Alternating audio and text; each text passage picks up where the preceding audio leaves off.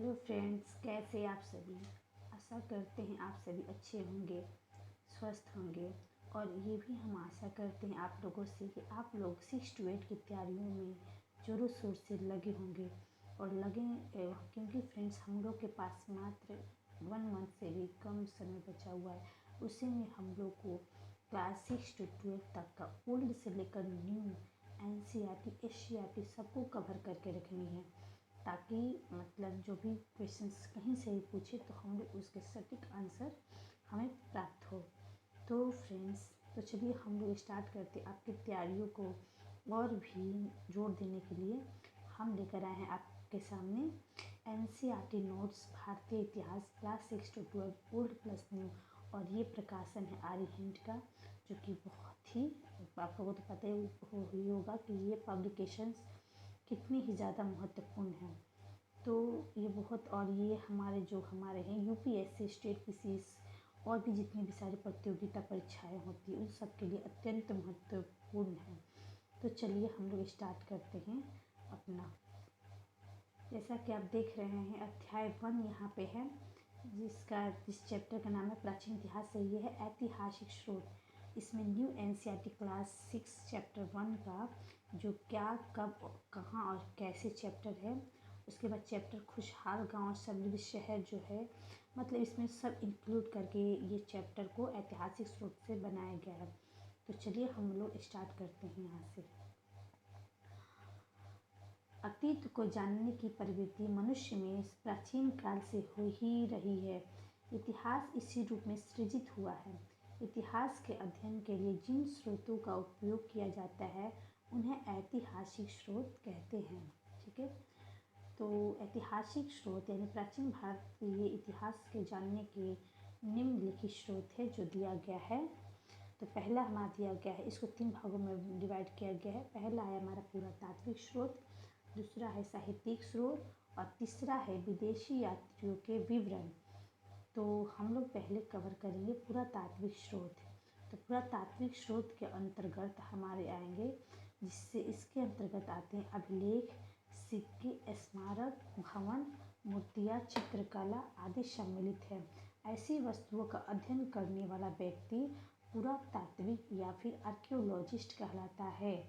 प्रमुख पुरातात्विक स्रोतों का वर्णन जो है वो निम्नलिखित है। एक बात और जान जाइए फ्रेंड्स कि पुरातात्विक स्रोत जो है प्राचीन भारत को जानने का सर्वाधिक सक्षम एवं विश्वसनीय माना जाता है। ठीक है, तो पहला हम लोग पुरातात्विक के जो स्रोत है सिक्का, उसके बारे में पढ़ लेते हैं। तो हमारा है सिक्कों के अध्ययन को मुद्रा शास्त्र कहा जाता है। तो हमारे यहाँ पे एक क्वेश्चन बन जाता है। कभी कभी क्या होता है फ्रेंड्स कि कभी कभी इंग्लिश मीनिंग को ही ये दे दिया जाता है, क्वेश्चन बनाकर दे दिया जाता है। तो आप लोग को ये भी पता, क्योंकि क्वेश्चन इस टाइप के हो सकते हैं कि न्यूमिस्मैटिक्स न्यूमिस्मैटिक्स के अध्ययन में को क्या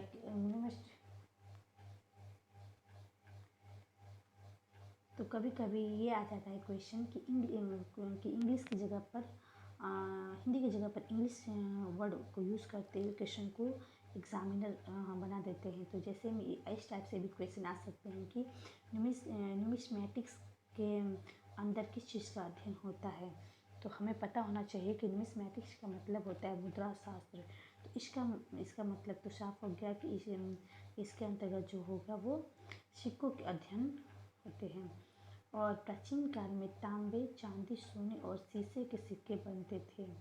प्राचीन उपमहाद्वीप से प्राप्त सर्वाधिक प्राचीन सिक्कों को आहत सिक्के कहा जाता था, जो अधिकांश चांदी तथा तांबे से निर्मित थे। अधिकांश सिक्के चौकोर तथा कुछ वर्गाकार एवं गोलाकार थे। आहत सिक्के प्रथम शताब्दी ईस्वी में पंजाब तथा हरियाणा के कबीलाई गणराज्यों द्वारा जारी किए गए थे, जिसमें योधाई गणराज्य प्रमुख था।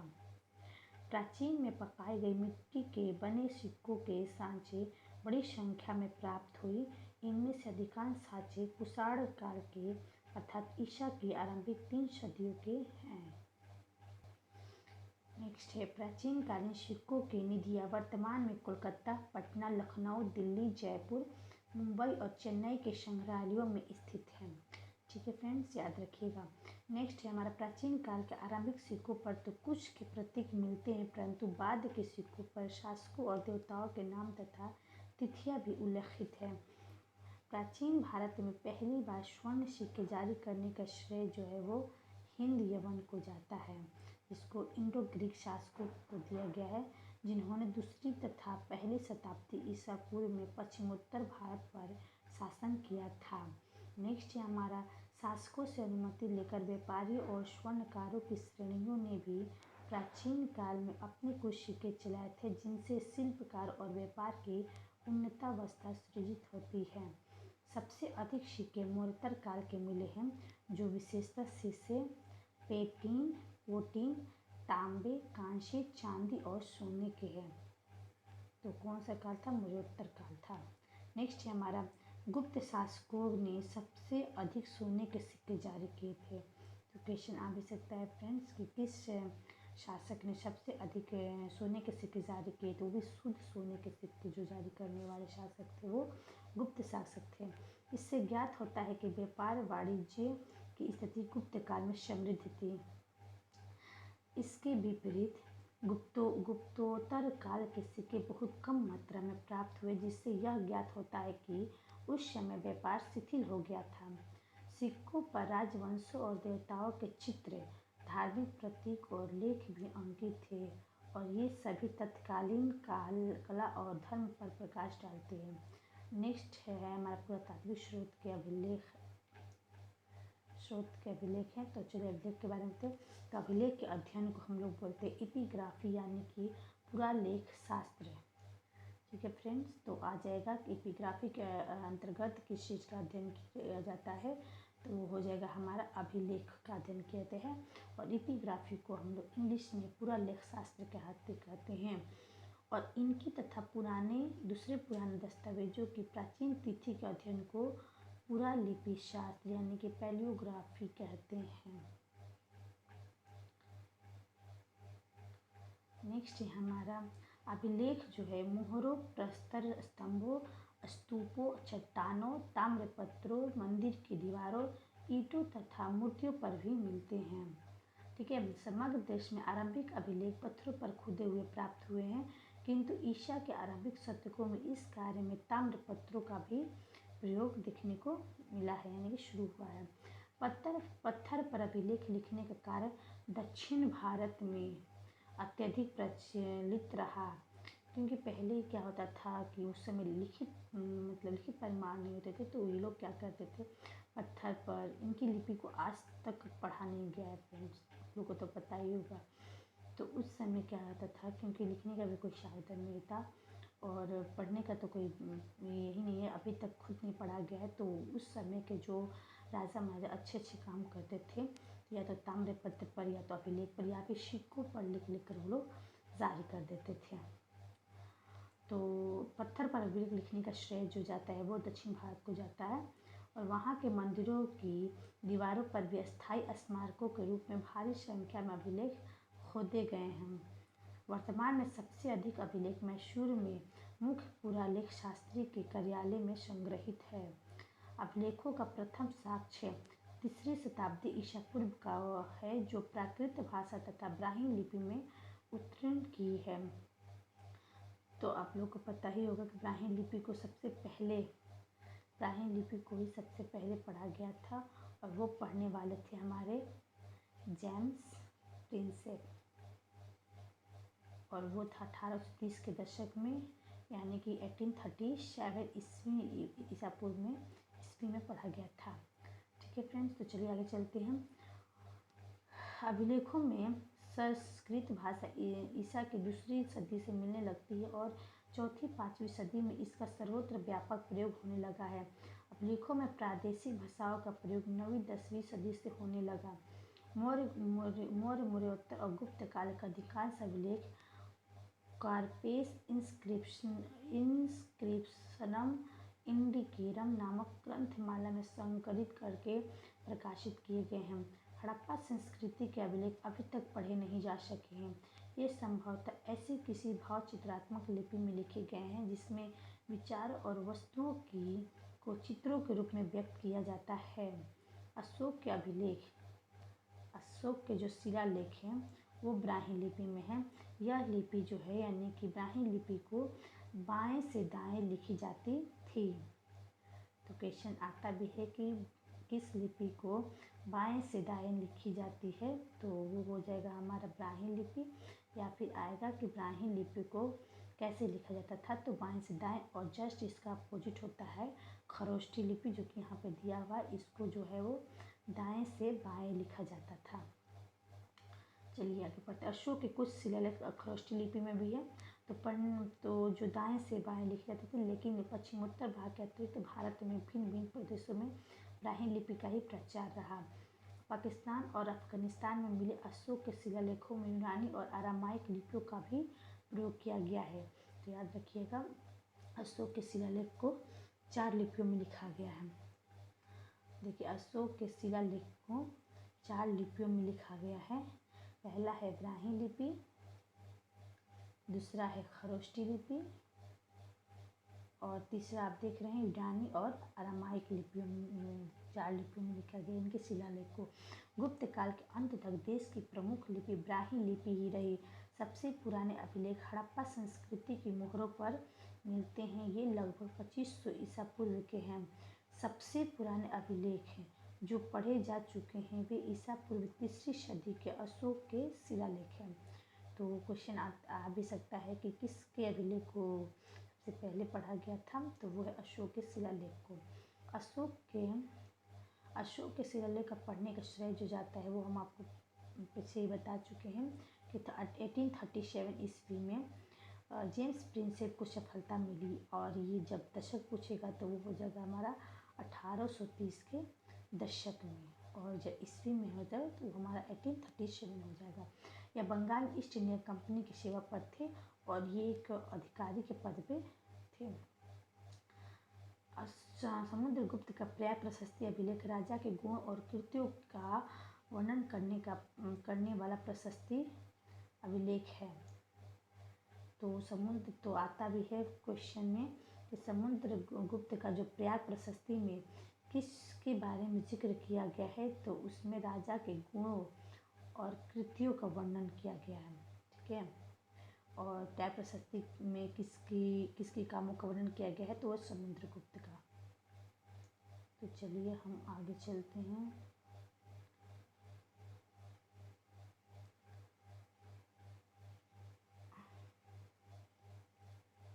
चलिए नेक्स्ट अब पढ़ते हैं हम लोग जो इम्पोर्टेंट है एग्जाम की दृष्टि से। तो साहित्यिक स्रोत, पांडुलिपियों यानी जो हाथ से लिखी गई लिपि होती है उससे हम लोग पांडुलिपि बोलते हैं। पांडुलिपियों अभिलेखों तथा पुरातत्व से ज्ञात जानकारियों के लिए इतिहासकार स्रोत शब्द का प्रयोग करते हैं। अतीत के अध्ययन के लिए अधिकांशतः पुस्तकें हाथ से लिखकर संरक्षित की गई थी, जिसे हम लोग क्या कहते हैं, पांडुलिपि। भारत में पांडुलिपियाँ भोजपत्र और ताम्रपत्र पर लिखी हुई प्राप्त हुई है। वहीं मध्य एशिया में ये मेष पर चर्म तथा काष्ठ फलकों पर मिलती है। अधिकांश प्राचीन ग्रंथ धार्मिक विषयों पर है।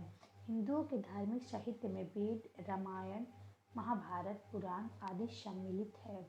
संपूर्ण भारत में संस्कृत की पुरानी पांडुलिपियाँ प्राप्त हुई हैं, परंतु इनमें से अधिकांश दक्षिण भारत, कश्मीर तथा नेपाल से प्राप्त हुई है। साहित्यिक स्रोतों को 3 भागों में बांटा गया है। फर्स्ट है हमारा वैदिक साहित्य, धार्मिक साहित्य और धर्मेतर ग्रंथ। तो वैदिक साहित्य के अंतर्गत आपके आ जाएंगे वेद, ब्राह्मण ग्रंथ, उपनिषद और सूत्र। ये सब है वैदिक साहित्य में शामिल, इनको किया गया है। और धार्मिक ग्रंथों में हमारे आ जाएंगे हिंदू, बौद्ध, जैन धर्म से जुड़ी रचनाओं को स्थान दिया गया है। और हमारे धर्मेतर ग्रंथों में प्राचीन भारत के रचनाकारों की रचनाओं को स्थान दिया गया है। तो वैदिक साहित्य के बारे में आप पढ़ेंगे हम लोग। तो वैदिक साहित्य है क्या? वैदिक साहित्य में वेद सबसे महत्वपूर्ण है। ठीक है, ऐसे हमारे वैदिक साहित्य में क्या क्या पढ़ लेते हैं, वेद, ब्राह्मण ग्रंथ, उपनिषद, सूत्र। इन चारों में से सबसे महत्वपूर्ण किसको माना है वैदिक साहित्य में? वेद को। ठीक है। ऋग्वेद की रचना 1500 से 1000 ईसा पूर्व में लगभग मानी जाती है। वही अथर्ववेद, यजुर्वेद, ब्राह्मण ग्रंथों, आरण्यकों और उपनिषदों की रचना जो है वो 1000 से 500 ईसा पूर्व में हुई थी। ऋग्वेद में मुख्यतः देवताओं की स्तुतियाँ हैं, परंतु बाद के वैदिक साहित्य में स्तुतियों के साथ साथ कर्मकांड, जादू टोना, पौराणिक आख्यान भी हैं। वैदिक मूल ग्रंथ का अर्थ समझने के लिए वेदांगों यानी कि वेद के अंगभूत शास्त्रों का अध्ययन आवश्यक होता था। ये वेदांग जो है वो कौन कौन है? पहला है शिक्षा, दूसरा है कल्प, उसके बाद व्याकरण, निरुक्ति, छंद और ज्योतिष। इनमें से प्रत्येक शास्त्र के चतुर्दिक प्रचुर साहित्य विकसित हुए हैं। ये साहित्य गद्य में नियम रूप में लिया गया है। संक्षिप्त होने का ये नियम सूत्र कहलाते थे। राजाओं के द्वारा 3 उच्च वर्णों के धनाढ्य पुरुषों द्वारा अनुष्ठेय सार्वजनिक यज्ञों के विधि विधान सूत्रों में वर्णित है। ग्रीक सूत्रों में जात कर्म, जन्मानुष्ठान, नामकरण, उपनयन, विवाह, श्राद्ध आदि घरेलू या पारिवारिक अनुष्ठानों का वर्णन मिलता है। श्रौत सूत्र और गृह सूत्र दोष की रचना लगभग ईसा पूर्व 600 से 300 के आसपास हुई थी। अब आते हैं हमारे धार्मिक ग्रंथ। धार्मिक ग्रंथ में हमारा महाभारत, रामायण और प्रमुख पुराणों का अंतिम रूप से संकलन 400 ईसा पूर्व के आसपास हुआ प्रतीत होता है। महाभारत को व्यास की कृति माना जाता है। इससे 10वीं सदी ईस्वी पूर्व में से 4वीं सदी ईस्वी तक की स्थिति का आभास होता है। महाभारत में 8800 श्लोक थे और इनका नाम जो था, महाभारत का जो नाम था, पुराना नाम, वो जय संहिता था, जिसका अर्थ होता है विजय संबंधी संग्रह ग्रंथ। कालांतर में भारत में श्लोकों की संख्या जो थी वो 24,000 हो गई और यह भारत के नाम से प्रसिद्ध हुआ, क्योंकि इसमें प्राचीनतम वैदिक जन्म भरत के वंशजों की कथा है। अंततः महाभारत में 1,00,000 श्लोक हो गए और तदनुसार यह सतसहस्री संहिता या महाभारत कहलाने लगा। वाल्मीकि रामायण में मूलतः 6,000 श्लोक थे, जो बढ़कर 12,000 हो गए। अंततः 24,000 श्लोक हो गए। रामायण की रचना संभवतः ईसा पूर्व 5वीं सदी में शुरू हुई। तब से यह 5 अवस्थाओं से गुजर चुकी है और इसकी 5वीं अवस्था ईसा की 12वीं सदी में आई है। जैनों और बौद्धों के धार्मिक ग्रंथों में ऐतिहासिक व्यक्ति और घटनाओं का उल्लेख मिलता है। प्राचीनतम बौद्ध ग्रंथ जो थे वो पाली में लिखे गए थे। यह भाषा मगध अर्थात दक्षिण बिहार में बोली जाती थी। बौद्ध ग्रंथों को अंततः ईसा पूर्व 2री सदी में श्रीलंका में संकलित किया गया। बौद्ध धर्म से संबंधित धर्मेतर ग्रंथों में महात्मा बुद्ध के पूर्व जन्मों की कथाएं वर्णित हैं। इनका विश्वास था कि गौतम के रूप में जन्म लेने से पहले बुद्ध 550 से भी अधिक पूर्व जन्मों से गुजर चुके थे। बुद्ध के पूर्व जन्मों की ये कथाएं जो है वो जातक कहलाती है। तो आता भी है कि जातक क्या है। तो जातक में जो है वो बुद्ध के पूर्व जन्मों की कहानियाँ बताई गई है। प्रत्येक जातक तथा कथा एक प्रकार की लोक कथा है। याद रखिएगा फ्रेंड्स, प्रत्येक जातक कथा एक प्रकार की लोक कथा। और ये भी आता है कि जातक में याद रखिएगा, जातक में किसकी बातों को बताया गया है। तो बुद्ध के जो है पूर्व जन्मों की कथाएं को ही जातक कहलाता है। और प्रत्येक जातक कथा एक प्रकार की लोक कथा है। ये जातक ईसा पूर्व 5वीं सदी से 2री सदी ईस्वी सन तक की सामाजिक और आर्थिक स्थिति पर प्रकाश डालते हैं। अब आ जाते हैं जैन धर्म। जैन धर्मों की रचना प्राकृत भाषा में हुई थी। ईसा के 6ठी सदी में गुजरात के वल्लभी नगर में इन्हें अंतिम रूप से संकलित किया गया। जैन धर्म महावीर कालीन बिहार और उत्तर प्रदेश के राजनीतिक इतिहास के पुनर्निर्माण में सहायता मिलती है।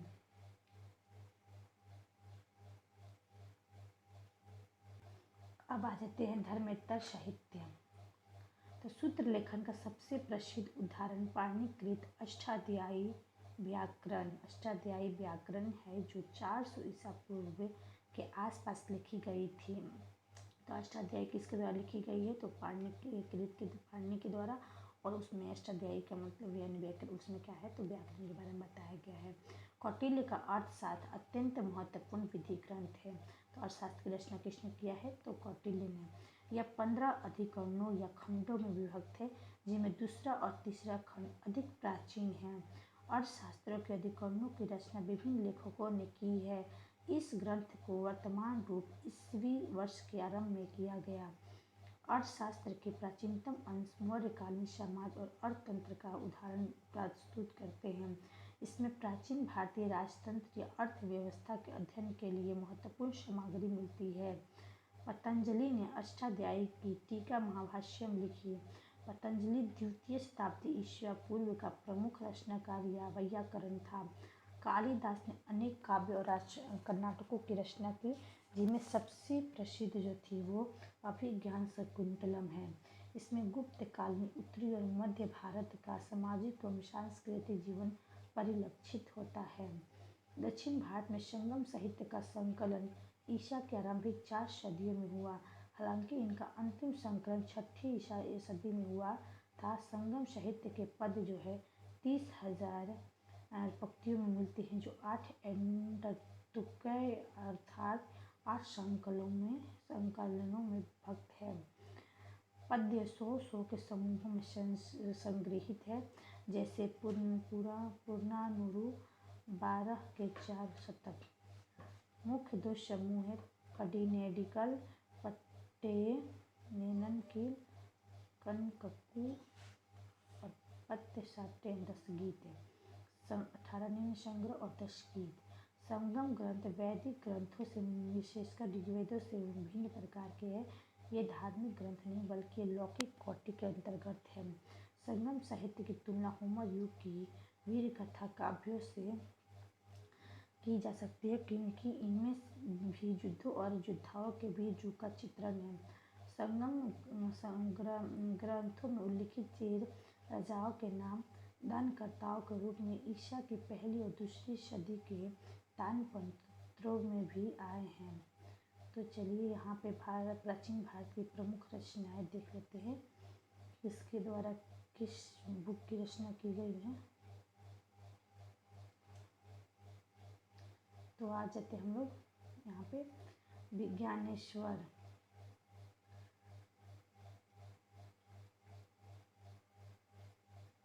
विज्ञानेश्वर ने मिताक्षरा रचनाएं की हैं और जीमूत वाहन द्वारा लिखी गई पुस्तक है दाय भाग।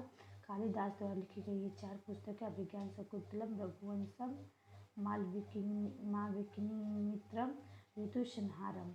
विशाखा दत्त द्वारा मुद्रा राक्षस और देवी चंद्रगुप्तम।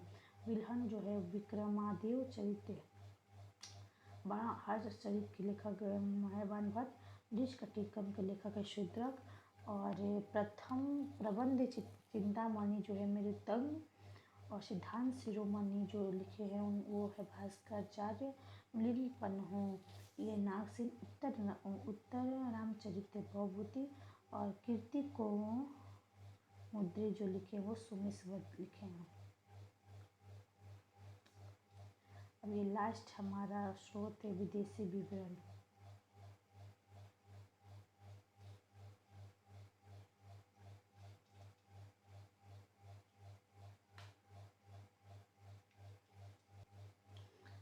विदेशी में आ जाएगा। अब आप चीनी यात्रियों के विवरण देख लेते हैं, कौन कौन चीनी यात्री भारत में प्रवेश किए हैं। तो पहला है हमारा चीन से आने वाले यात्रियों ने बौद्ध विहारों तथा स्थलों का भ्रमण करते हुए महत्वपूर्ण विषयों पर चर्चा की। पहला है हमारे फयान, जो कि 399 से 414 ईसा पूर्व में हुआ ईस्वी में आए। पहला चीनी यात्री हैं जो चंद्रगुप्त द्वितीय के समय भारत आया था। तो क्वेश्चन ये आता है फ्रेंड्स कि फयान किसके शासनकाल में भारत आया था और कब आया था। और ये पहला चीनी यात्री जो भारत आया था रविचंद्र गुप्त द्वितीय यानी कि उस समय गुप्त शासकों का राज्य भारत में चल रहा था, उस समय वो भारत में प्रवेश किया था 399 से 414 ईस्वी में। फयान ने अपनी रचना फूकोकी में तत्कालीन भारतीय समाज, धर्म तथा आर्थिक स्थिति का विवरण भी दिया है। इसने पाटलिपुत्र की यात्रा की तथा मौर्य शासक के राज दरबार के अवशेष की चर्चा भी की। दूसरे हमारे चीन यात्री हेनसांग जो है वो हर्षवर्धन के शासनकाल में भारत आया था और इसकी रचना शिवकी में तत्कालीन समाज का श्रेष्ठ विवरण मिलता है। इसे यात्रियों का राजकुमार यानी प्रिंसेस ऑफ ट्रेवलर्स कहा जाता है। इसने भारत की इंटू अर्थात चंद्रमा का देश कहा है। इसने भारत को चंद्रमा का देश यानी कि इंटू कहा है हेनसांग ने। और हेन्स आता भी है कि यात्रियों का राजकुमार किसे कहा जाता है, तो हेनसांग को। और किसने भारत को चंद्रमा का देश यानी कि इंटू कहा है, तो वो भी है हमारे हेनसांग। नेक्स्ट हमारा क्वेश्चन है इति सिंह ये जो थे ये अपनी भारत की यात्रा के दौरान अनेक महत्वपूर्ण घटनाओं का विवरण दिया है और इसके सामाजिक तथा धार्मिक विवरण अधिक प्रभावशाली हुए हैं। उसके बाद फ्रेंड्स अरब यात्री भी आए और अरब यात्री में अल बरूनी आया था, जिसके बुक का नाम है किताबुल हिंद। और इब्न बतूता भी आया था। ये दोनों अरबी विद्वान थे जो कि भारत की यात्रा किए थे। तो अल बरूनी जो था कजाकिस्तान के रहने वाला था। तो इसमें ज़्यादा ये नहीं है क्योंकि थोड़ा धुंधलापन है, इस तरह से मतलब बस यही है फ्रेंड्स। तो इस तरह से हमारा फर्स्ट चैप्टर जो है वो कंप्लीट हो जाता है पूरी तरह से। तो बाकी का ऐसे अब से डेली ये जो हमारा अरिहंत का 6 to 12 का जो नोट्स है NCERT का, अब बुक्स जो है वो डेली एक चैप्टर होगा। तो आप लोग ऐसे ही बने रहिए हमारे चैनल के साथ और अगर अच्छा लगा तो लाइक शेयर एंड सब्सक्राइब कर दीजिएगा। और इस तरह से अब हर रोज़ 6 to 8 के प्रिपरेशन के लिए हर रोज़ वीडियोज़ आती रहेंगी। 1 to 5 के लिए भी ये अच्छे हैं, 9 to 10 मतलब टीचर रिक्रूटमेंट के लिए और भी जितने भी एग्ज़ाम्स हैं सब के लिए बहुत ही इम्पोर्टेंट है। तो चलिए तब तक के लिए bye, see you, take care.